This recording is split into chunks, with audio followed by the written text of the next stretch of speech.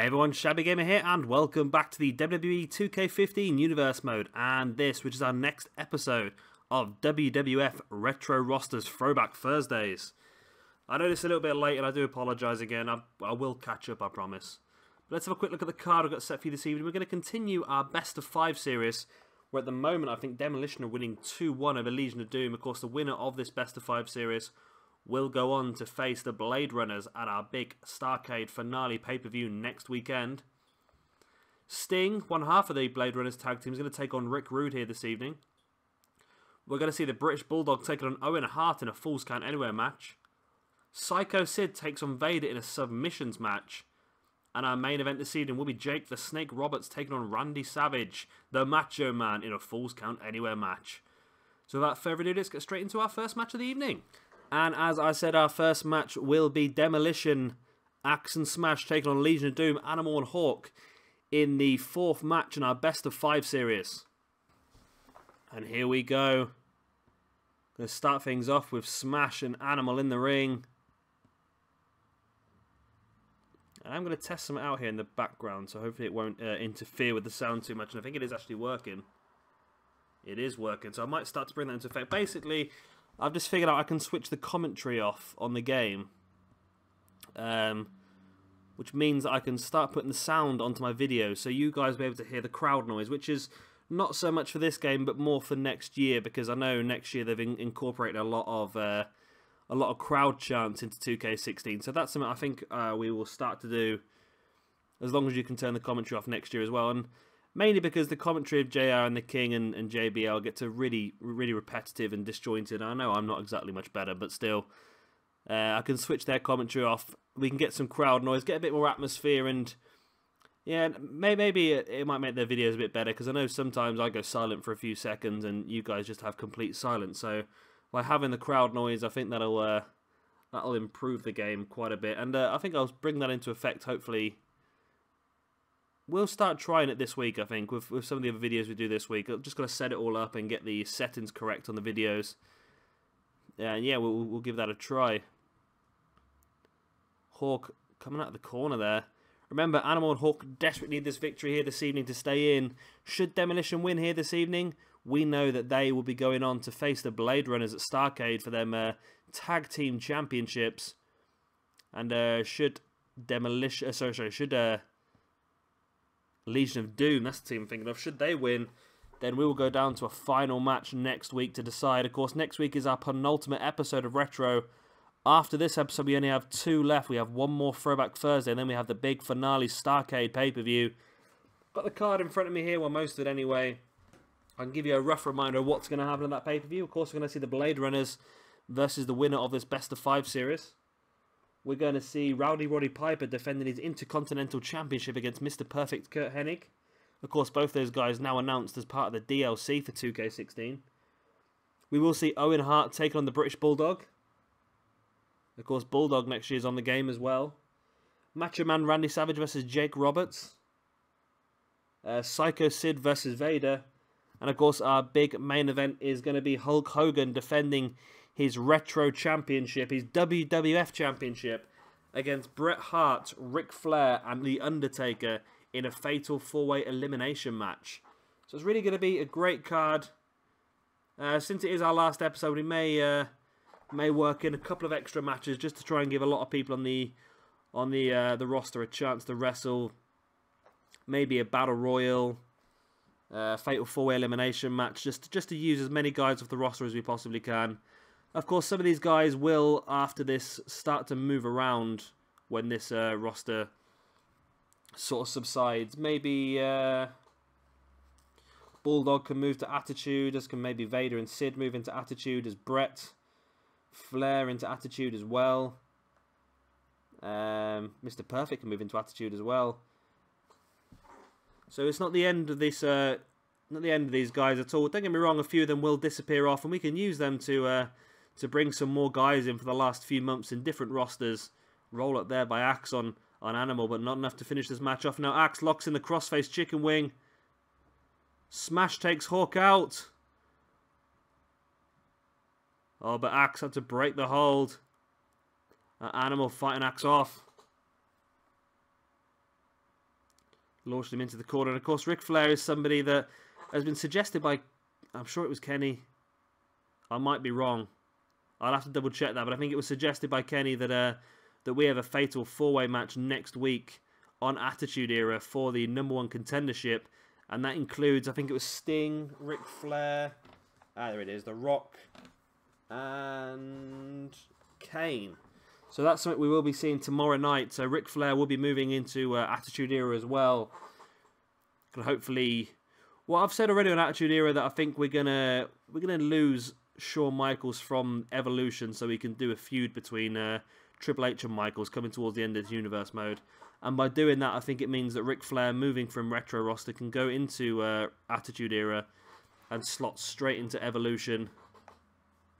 Need to slam it there by Axe on Animal. Animal back up to his feet though, and Axe brings Smash back into the ring. And I hope I'm getting these guys right around. Axe and Smash always confusing me a little bit, they really do. Now Hawk brings Animal in. And a double flapjack by the Legion of Doom, the Road Warriors here. Animal signaling for something here.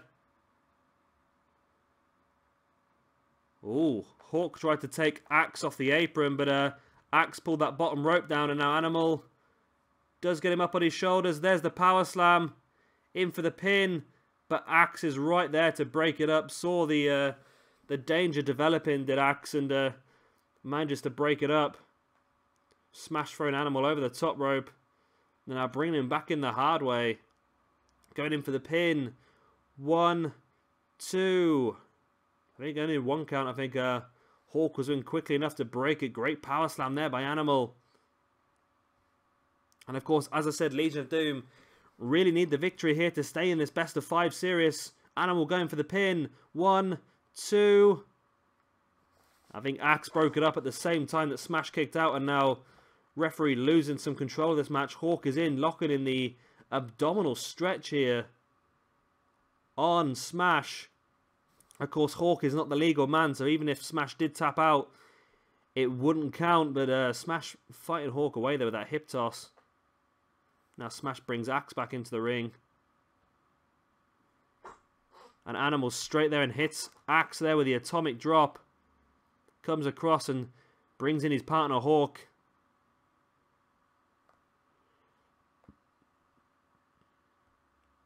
Hawk now with a shoulder block on Axe. And now here come the punches by Hawk. Hawk bringing Axe back up to his feet. And there's a big boot. And could that be all? 1, 2. That was. Animal did just enough to slow Smash down. And this best of 5 series now sits at 2 victories each. We're going on to our penultimate episode next week to decide who will be facing the Blade Runners at Starrcade. There's that power slam there, but as you see, Hawk had thrown Axe into the ring, and Axe was right next to pinfall. Great power slam there by Animal as well. See Animal going for the pin. That was only for a 2 count there. But as you see now, Axe gets back up to his feet, and Hawk catches him with that big boot. And Animal did just enough to slow the advance in Smash or Axe. I can't remember which one it was now. He did enough work just to slow him down a little bit. And Animal and Hawk, the Legion of Doom, victorious. And they are taking this best of 5 series all the way to the end. And I'm very happy because this could have finished in 3 weeks, but it didn't. These two teams are really toing and throwing here in this universe mode. Whoever wins this will really deserve that title shot against the Blade Runners at Starrcade. And our second match here this evening, talking about the Blade Runners, is one half of the tag team champions, Sting, taking on ravishing Rick Rude. And here we go. Sting will be looking to keep building momentum here. He has been incredible in this universe mode. He really has. So he'll be looking to keep a hold of this momentum that himself and Ultimate Warrior built up. Of course, they are the only ever-present champions left in this universe mode. Now, we've been going for quite a long time, and everybody has lost their championships at some point, apart from the Blade Runners. They started this universe mode as the champions, and they have one more championship defense at Starrcade, and they could walk out the champions as well. Of course, there will be a tag team in my 2K16 roster as well. However, I have already said that I'm not going to be handing championships out willy-nilly next year. Next year, every championship in the Universe mode will have to be fought for in a tournament. And we have some fantastic teams in our retro roster. Especially now we've seen the downloadable content. We're going to have the likes of the Bushwhackers and the Natural Disasters as actual characters on the game, which is great to see. Arn Anderson's in there as well, so we're going to do Arn Anderson and Ric Flair as a Horseman. We've got the Hollywood Blondes in Austin and I've forgotten his name. Brian Pillman, that's the one. Who else are we going to do? Going to bring in Greg the Hammer Valentine as a downloadable content, not downloadable content, sorry, as a downloadable core. Going to bring him in to team up with the Honky Tonk Man as Rhythm and Blues. And then, of course, we will have Legion of Doom. We will have Demolition. So we're going to have quite a lot of tag teams in Retro roster next year. Every single roster in 2K16 is going to be better. It's going to be more... So there's going to be a lot more depth to the rosters. So it's really going to help us make some better shows. And I'm really looking forward to it. And I hope you guys are as well. Of course, it's less than 3 weeks now till the game comes out. I'm going to be uploading a hell of a lot of content that first weekend. So be sure to if you're not already, subscribe to this channel, and as I said, there'll be a lot of content being knocked out that first weekend. A lot of individual matches, I think, to start off with, just to see what the AI is like and see how some guys act in the ring. See how it works in certain matches as well, because there's certain matches on this game where the AI just doesn't work out too well. Stuff like cage matches are always a problem for me.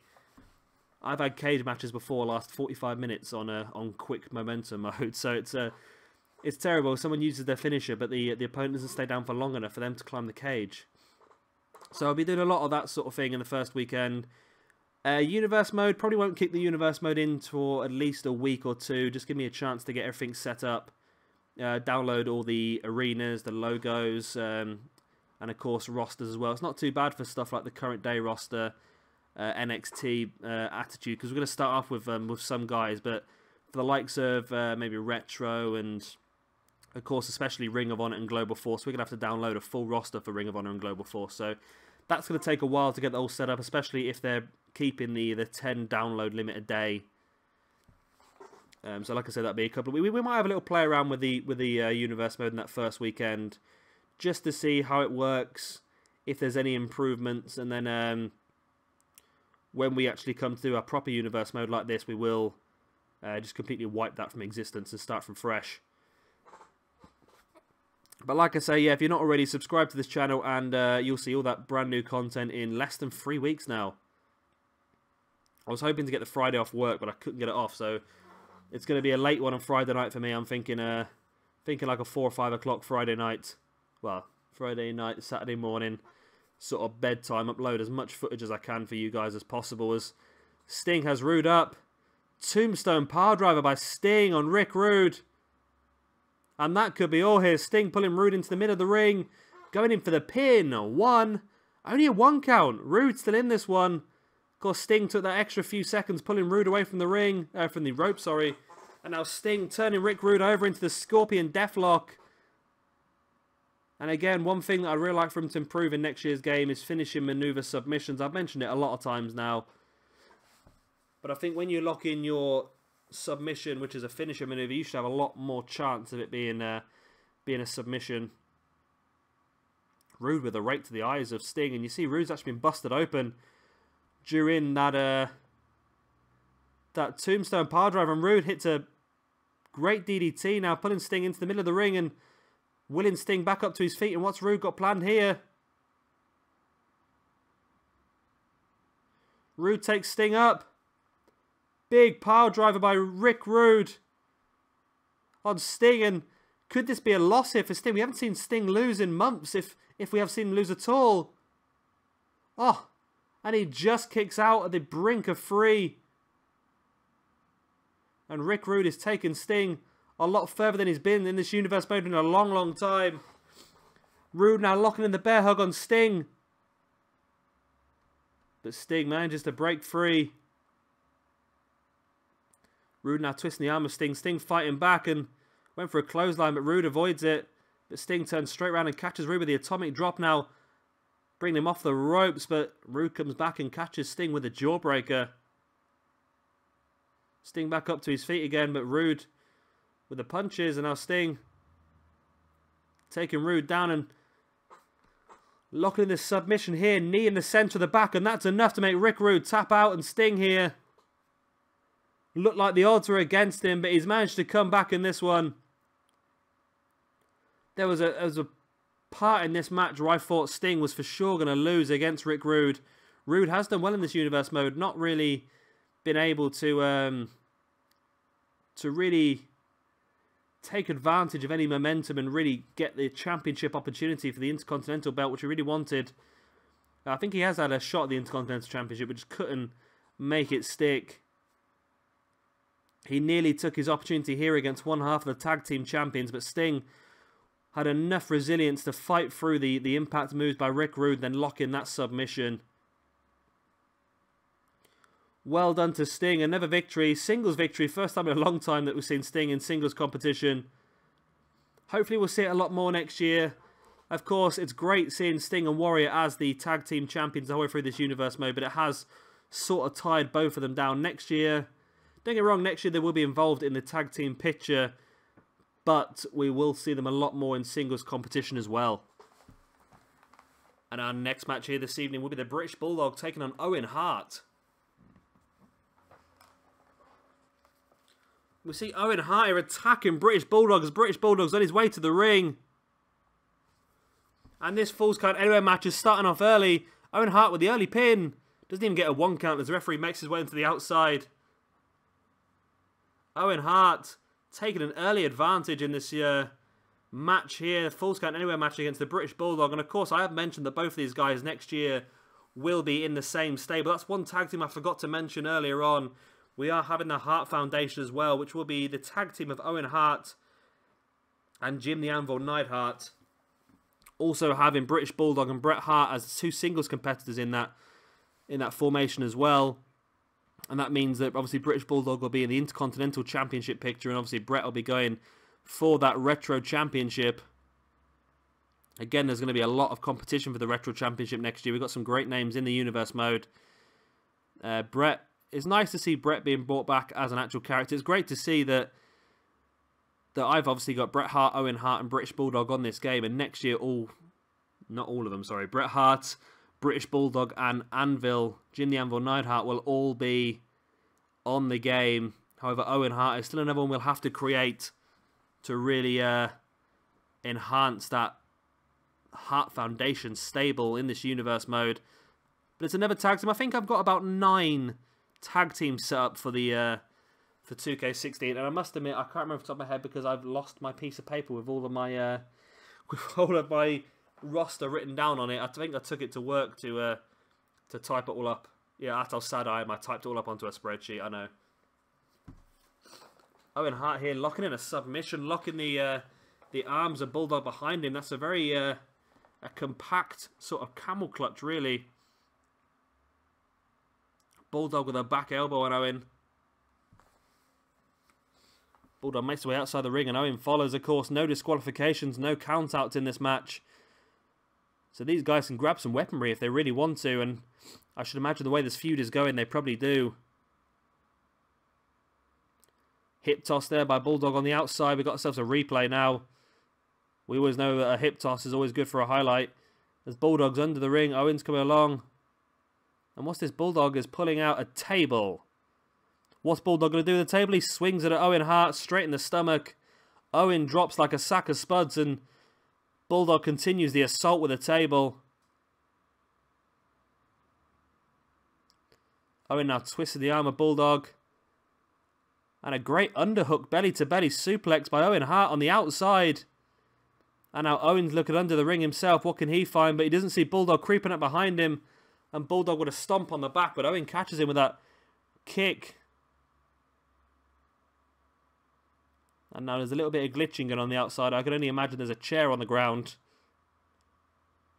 Owen throws Bulldog into that barrier. But Bulldog fights his way back. The back elbow to Owen. Bulldog takes Owen up in a Vertical suplexes it. He's holding him up there and he's doing a squat just to show his strength. And drops Owen Hart onto that table on the outside. Bulldog going for the pin. 1, 2, and 3. That's enough for Bulldog to win. That big vertical suplex on the outside onto the folded table. And here we see it again. A couple of squats from Bulldog. Now drops Owen on the outside on that table. It was obviously enough to finish Owen off. And there's the 3 count by the referee. And British Bulldog, although being attacked early on during his entrance, manages to regain enough momentum in this match to still come out on top. That big vertical suplex on the outside on that folded table of Owen Hart. And we're going to see these two guys obviously still building up to their big finale feud at Starrcade in 2 weeks' time. But it's Bulldog who wins this battle. But will it be Bulldog who wins the eventual war? You see Owen Hart there slowly wandering back up the ramp. And our next match here this evening should be an interesting one as we see Psycho Sid taking on Big Van Vader in a submissions match.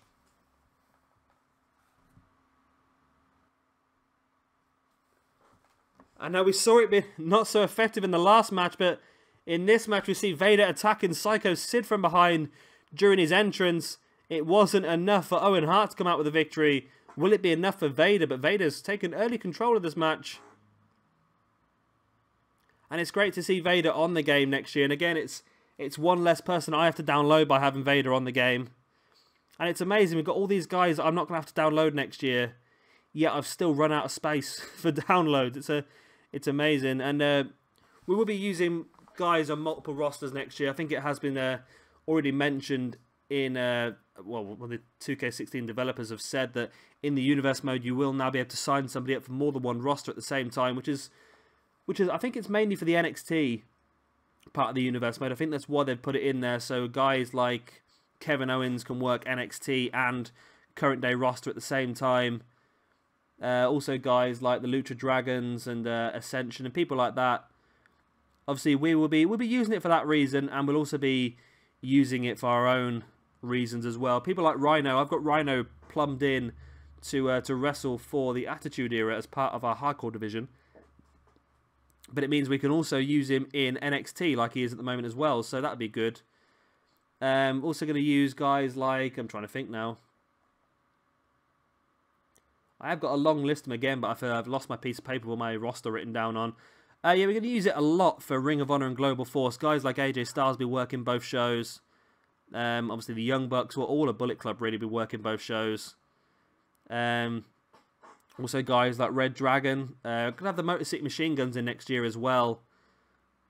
Yeah, so it's gonna be great. We're gonna have, as I said, we're gonna have a lot of people, especially with the downloadable content as well. I think I'm pushing nearly 50 people on every single roster. So we may have to boost our shows up to 6 matches. I'm not sure yet, because it does take a lot longer to record and edit having 6 shows. Having 6 matches, sorry. We do it for current day roster because of the sheer size of the roster. So I'm thinking we maybe will start doing it with the other shows as well. But of course, I want to make sure that the pay-per-views are actually bigger and better, because that's the whole point of pay-per-view. It's supposed to be a big event, and if it's got the same amount of matches or very close to the same amount of matches as a normal show, it takes away from some of the excitement of having that big pay-per-view. If we can extend the pay-per-view to 8 matches, then that's even better. But we'll have to see. We'll have to see what they give us universe-wise, and I'm hoping we get some sort of information with the universe mode pretty soon. We've had a lot of information. We've had a career mode, we've had the DLC, we've had all the rosters. So it'd be nice to finally get a little look into what's going to happen in universe mode. And it's only simple things we want to know. We want to know things like have they increased the limit on people you can have in a stable? Have they increased the limit of championships you can have in one show? Have they increased the limit on rivalries you can have in each show? Can I now have more than 7 matches on a pay-per-view? Just simple things like that, and it's all about more, basically. The whole thing with this universe mode is more. I need more. I need more space. I need more of this. I need more of that. I need to be able to do more of this. And there's not a lot to tweak. All they really need to do is they need to take off some of the limitations. If they take the limitations off, that'd be even better. But of course, we also want to see a bit more AI in the booking as well. So when we do rivalries, of course, I've not changed this rivalry much at all. I've let it run. And at the moment, we are seeing Sid versus Vader every single week. So it'd be nice that in 2K16, if they're a bit more inventive with their rivalry booking, instead of just seeing the same two guys face off week after week, maybe if they are in stables, then maybe involve the stables. Yeah, along that sort of line. And I think that'd be a great way of doing it, actually. If they're involved in stables, then do more sort of tag team matches, or have a stable member versus your rival and you be at ringside sort of thing. Just to try and freshen it up a little bit, rather than just having the same two guys facing each other every single week. You see Vader and Sid here just staring at each other down the middle of the ring, and Vader just walks straight across, gets Sid up, Vader bomb. But of course, this is a submissions match. That's not going to do enough. Vader needs to make Sid tap out here. So yeah, I would like to just see a lot of the limitations removed in Universe Mode, and hopefully we'll see some more details over the next few weeks. However, like I said, it is less than 3 weeks now until 2K16 is released, so hopefully, if we don't see the footage by then of what's going to happen in Universe Mode, at least we will know in 20 days, I think it is. 20 days today, we will know exactly what is going on, because I'll be uploading that footage. I think my first few videos, I may just literally be just looking through the game, just seeing what happens. We'll have a quick look through the Universe Mode, see what it is to do, see if we can just set up a quick show and run through a quick show, just to see how it all works. And then once we know how it works, we can start to look at the future and what we can do. See, Sid gets Vader up on his shoulders into the torture rack, and great submission here from Sid. And this could be enough to get Vader to tap out.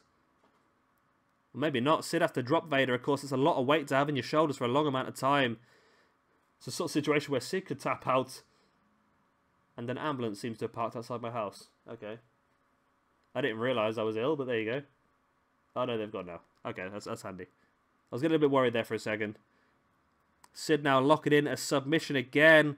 Pushing his knee into the middle of the back of Vader. Just wrenching back at the neck. And is this going to be enough to make Vader tap? Of course, Sid's been doing work on that abdomen and lower back, but that wasn't enough. Vader's back up on his feet, and the two guys lock up again. Now Vader twisting the arm of Sid. And a standing Kimura lock there by Vader on Sid. And is that going to be enough to make Sid tap out? No, Sid using his free arm to punch Vader in the stomach. Now Vader launching Sid against them ropes. Sid comes back and gets launched over the top of Vader. And now Vader has Sid up. And there's a second choke slam of the match. But Sid straight back up on his feet.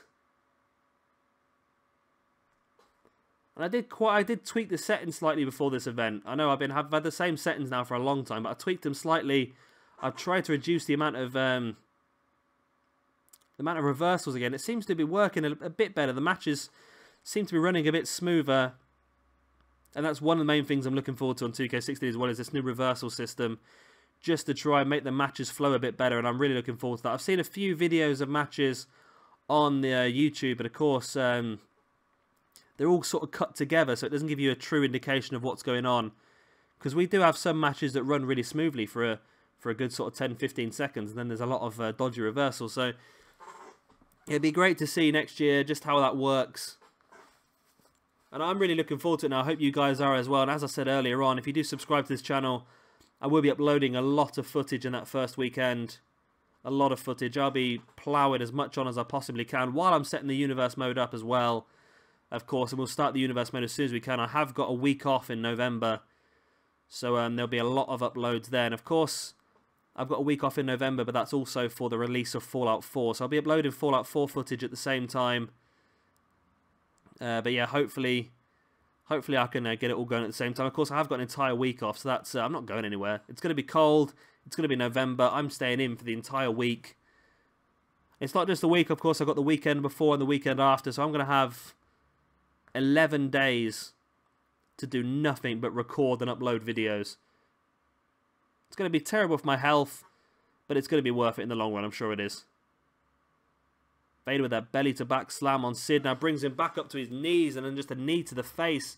Vader brings Sid up back up to his feet now, and Vader locking in the bear hug in the middle of the ring, and this could be all here, and it is. Psycho Sid taps out. Vader drops him down. And Vader victorious here in the submissions match. We saw many a submission. We saw many a big move as well. We saw these big moves, choke slams, power bombs, all sorts. And we get a replay of a back elbow. And here is a choke slam by Sid on Vader. Close towards the end of the match. And you see Sid as well catching Vader with that jackknife power bomb. And there is the bear hug. And that's an interesting one I'm just thinking of as well in my head. Is that part of the downloadable content is Kevin Nash and Scott Hall as the outsiders. I wonder if that's going to be a separate Kevin Nash model. If it is a separate Kevin Nash model, then we will look to have the outsiders in Attitude Era. And maybe drop one of the Kevin Nashes back into Retro. I think that would be a great way of doing it. And then they can have a sort of diesel. Because I just remember a feud in WCW of Sid Vicious versus Kevin Nash in a jackknife match. Whoever hit the jackknife first won the match. And that's again, it's going to be something we're going to have to look at in the future just to see if we do download the new downloadable content, whether we're going to get every single person as a new model. And if you guys know the answer to that question, please let me know. All the DLC, are they going to be downloaded as new models? Or so situations where we got part of the showcases, Alundra Blaze versus Paige. Are we going to have a separate page downloaded? Are we going to have 2 pages in the game? That's just something I need to know. So if you do know, let me know in the comment section below. And our main event here this evening will be Jake the Snake Roberts versus the Macho Man Randy Savage in a Falls Count Anywhere match.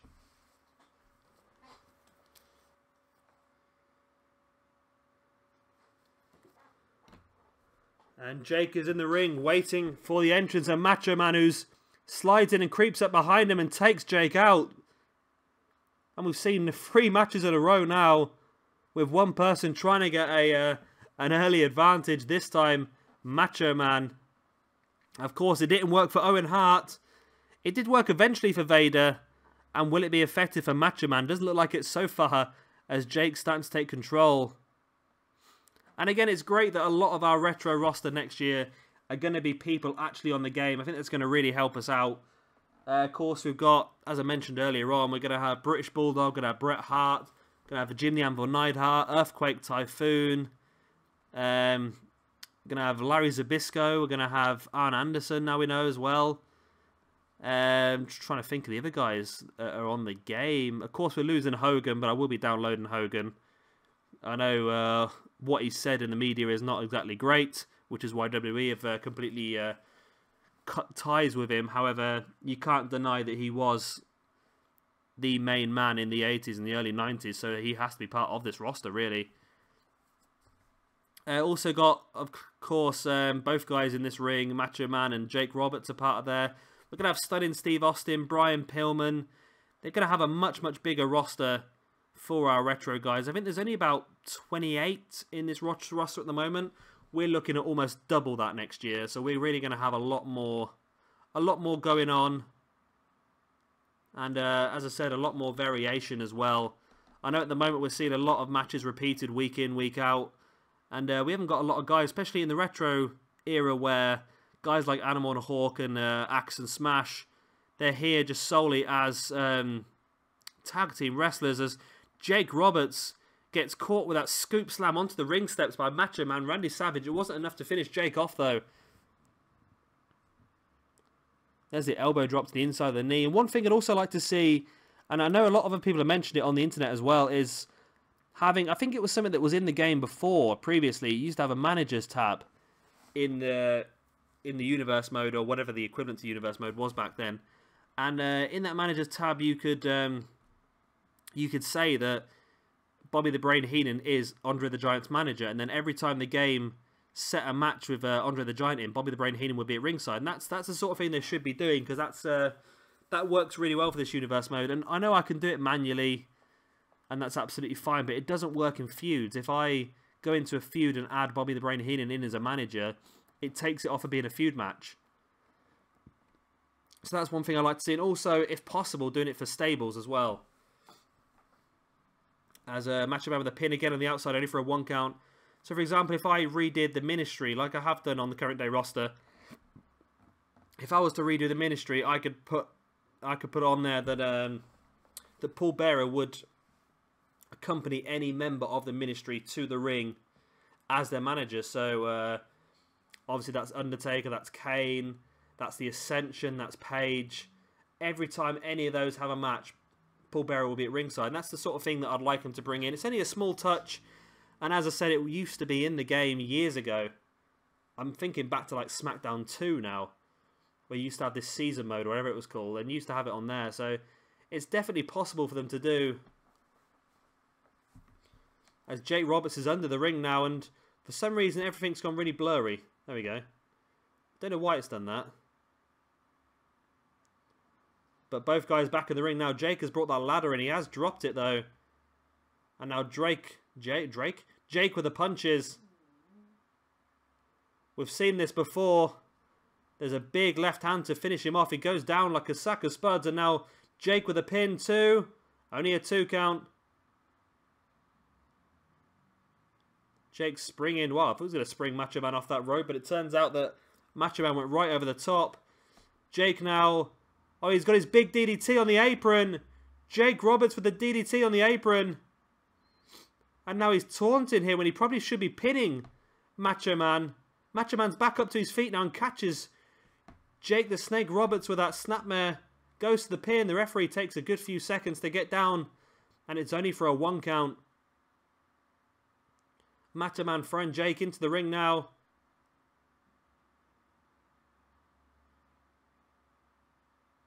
Both guys locking up, centre of the ring, and Jake catches Macho Man, sorry, that brings him over that arm drag. Very high arm drag. Macho Man now has Jake locked in the sleeper submission, drops him down, thinks he did enough damage, but obviously not.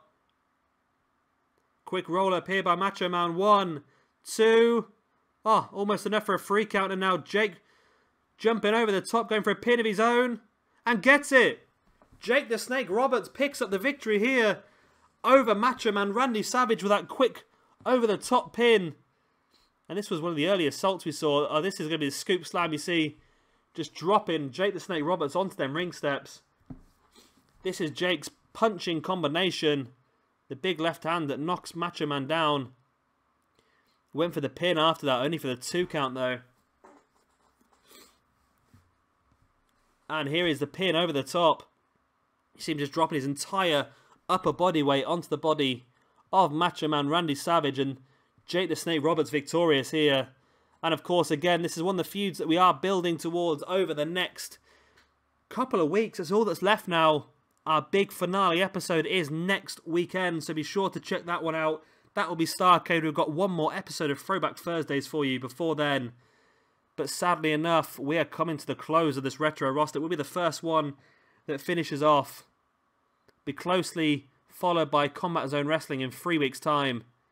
But your victor here tonight, Jake the Snake Roberts. Now that is the end of this episode. Hope you've all enjoyed it. It's been a great action-packed one. I've really enjoyed recording this one. The 45 minutes it's showing on my computer has been it's absolutely flown past. Of course, it'll be less for you because I'll cut out all the gibberish in the middle. Yeah, if you could like this video, absolutely fantastic. Helps me a ton. And of course, subscribing helps me even more. And of course, it means you get a little tiny buzz every time I upload a video.